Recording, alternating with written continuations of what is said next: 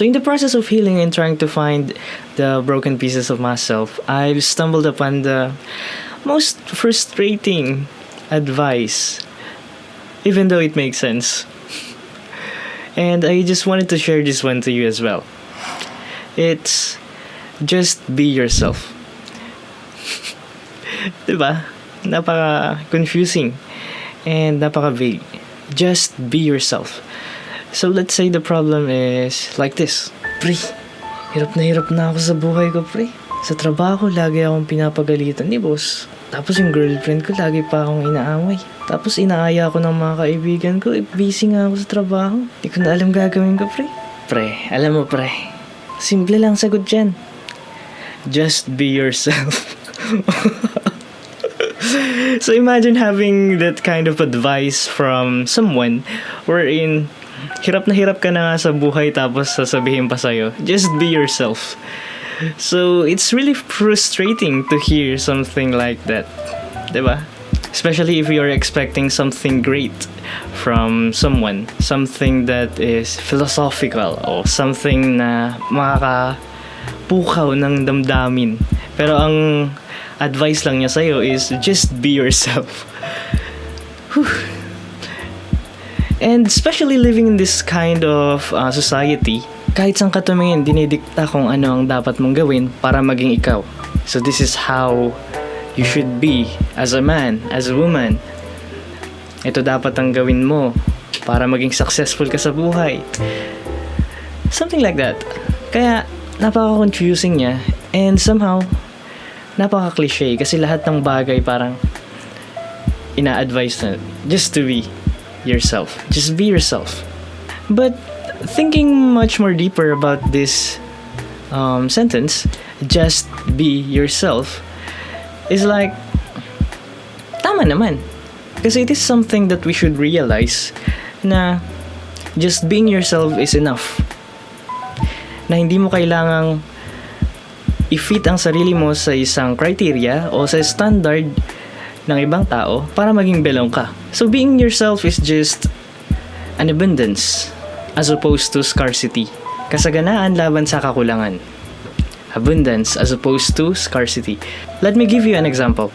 So there are times that we don't wanna spend time with people that don't reciprocate the same interest as what we have. When it comes to finding someone, ultimately what we're looking for is somebody who is going to be attracted to us as much as we are to them. So if you have the same interest with one another, of course, magkiklik kayo eh. There is something common with both of you. Pero kapag wala, parang napakahirap makipagkaibigan.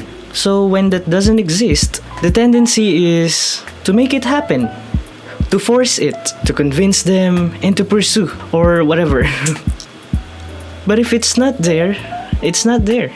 So if it is confusing, sa Tagalog, kapag wala, wala talaga. Huwag na nating pilitin.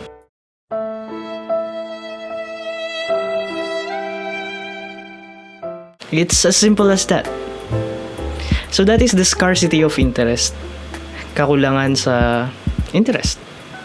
So instead, we should put out more of us to the people. Then the right people that are interested in that will find us and be with us. So it's more like putting out more of you. And I think that's where the advice came from. Just be yourself. Just be you. Because that is the only option that we have. Hindi naman natin pwedeng kontrolin yung ibang tao na nakapaligid sa atin na maging interesado ka sa akin dahil interesting akong tao. Hindi pwede yun.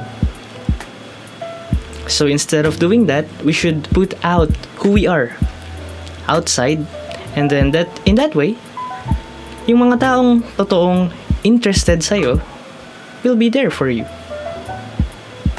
Does that make sense? Diba?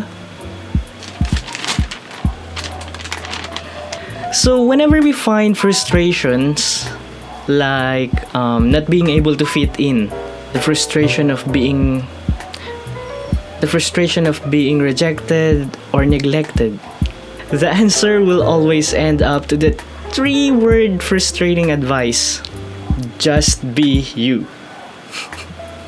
But remember, just be you is not meant for everyone. If you keep being yourself, it doesn't mean na lahat ng tao na nakapaligid sa'yo ay magugustuhan ka. But rather, to attract the right people. And you have to keep in mind that you have to believe that just being you is enough.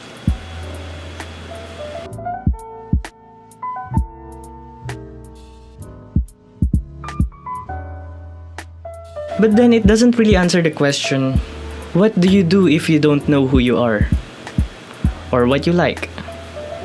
Oo nga naman, if you haven't figured out who you are yet, how can you become yourself? How can you apply just be yourself advice? And I don't have answer for that one. That's why this piece of advice is really frustrating. Most of the time, it's really unclear to answer this question kasi napakaraming factors na pwedeng makaapekto dito, and every factors magkakaroon ng different answer entirely. Hindi lang konti, napakalaki ng epekto kada factor. Because it's all about you. And we have to give time and effort for us to figure this out ourselves. The answer to being you is not something that I can give. And that wouldn't make any sense. Kasi it's all about you. And it's all about me. What I do know is this is an uncomfortable and risky process. Kasi kung madali to, lahat siguro gagawin to. I mean, we all like the idea of being ourselves. Kahit sino pa tanungin mo, malamang gusto nilang maging sila entirely. But in reality, napakahirap i-apply. Because no matter what you do or what you say, someone will be offended. And it's because we don't agree on the same value. What's good for you can be bad to others. So best example dito is social media. Facebook, for example. Kapag pumunta ka sa Philippine Star, sa Facebook ng Philippine Star, at nag-comment ka dun ng opinion mo bilang isang DDS, 9 out of 10 magiging meme ka. So that is... so there is a conflict with the opinion perhaps. And most often than not, laging may mag-o-oppose sa opinion mo. And in the same way, kapag naman nag-post ka ng anti-DDS, magagalit din yung mga DDS supporter. As simple as that. So meaning to say, being you equals conflict with other people around you. And that's life. And it's your job to honor whatever that is. Because this is personal journey. And as for me, being a born-again Christian, in finding who I am, it is doing the purpose that I've been given as long as I live this gift of life that I have. Because you can't find it online, hindi mo to mabibili sa Shopee, sa Lazada, at hindi mo to makukuha kahit kanino pa man. Only you can find it. How? Just be yourself. Napaka-obvious, napaka-basic, but at the same time, it's profound and fundamental to our life. And this is not something that you can do overnight. It's a lifelong process of finding yourself, of finding your purpose. Hindi lang basta, alam ko na. Hindi yun eureka. This is something that you figure out throughout your life. And apparently there is a painful, scary side. In the journey of being yourself, there's gonna be a lot of people that are not interested in being part of that. They aren't interested in the you of who you are. Instead of hating those people, we have to be grateful that they are stepping aside and making space for the right people. It's tricky, right? Napaka-vague. Pero ganun talaga ang buhay. At the end of the day, being yourself is really abstract and too difficult. So instead of just be yourself, stop pretending you are somebody else is easier. So kung umabot ka hanggang dito sa dulo, maraming salamat sa pakikinig. And if you really somehow like this kind of content, please comment down below as well.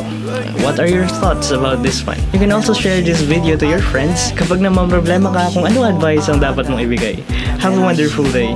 God bless. Bye-bye.